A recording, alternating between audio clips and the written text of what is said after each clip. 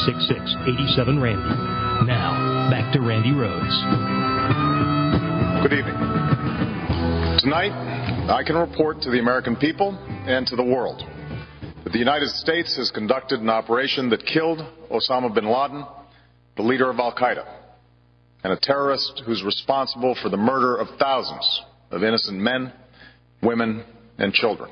Can you imagine being Mitt Romney watching that on the TV a year ago today? Just sitting there going, Dad! Daddy! I want to be president. He just killed the number one terrorist. He just did it. Dad! Oh, my God. He must have freaked out. The entire Republican Party lost their minds when that happened. They just refused to talk about it for the longest time. And then when they did talk about it, they decided, well, it was the Navy SEALs that did it. Like there was no commander-in-chief. And can you imagine two things? One, if Bush had done it, the amount of celebration that would have gone on in the streets, the amount of dress-up that would have been, had, the parties they would have thrown for them. I mean, I don't even know what Cheney would have worn. I have no idea what the costumes would have been. But, these are the guys that wanted people to bring back heads on pikes, remember that? And put the head in dry ice and carry it back to us. I mean, these are some really freaky people in the Republican Party. And I remember, when they first started talking about they want the head on it was the intelligence agencies that were reporting this out to us going, these people are freaks. They actually want us to go and get some dry ice and chop off heads. And I remember how crazy the Republican Party was. Every Republican in this country, they behead their people.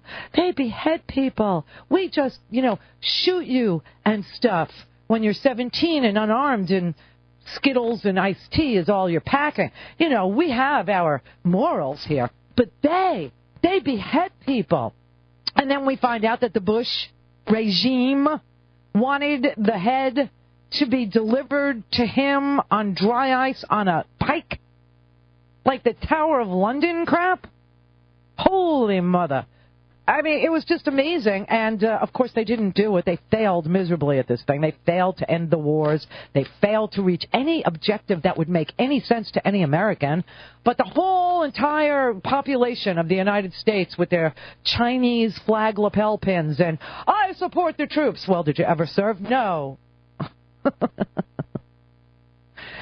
whole thing was just so off-kilter. It was so out of whack. It was such a weird, surreal time in my life as an American. It was just the craziest, most sickening, diatribe about we needed to be afraid.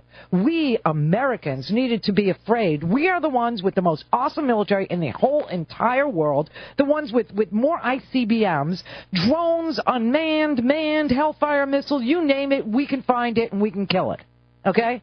All of a sudden, you needed to be terrified. You needed to be so afraid. The only person who could keep you safe was George W. Bush, a man in a costume with a codpiece on a carrier, who said that the combat operations were over 8 years too soon.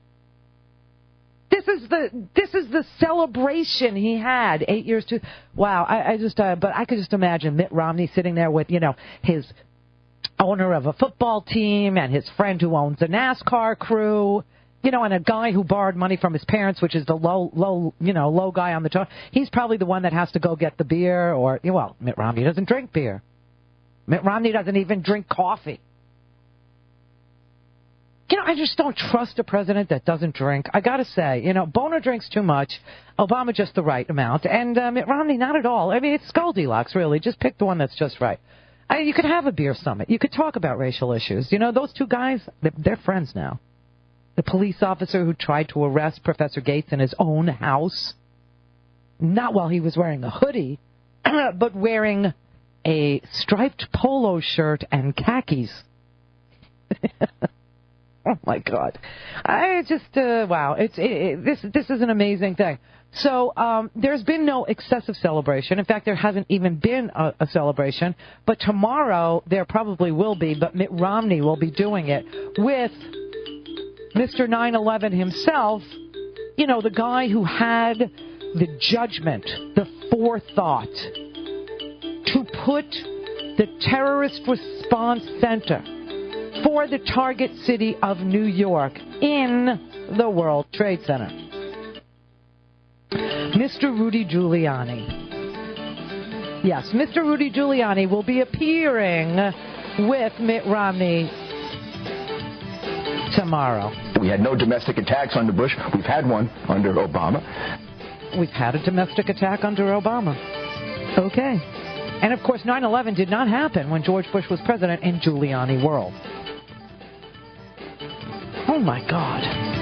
Cuckoo. This thing is just crazy.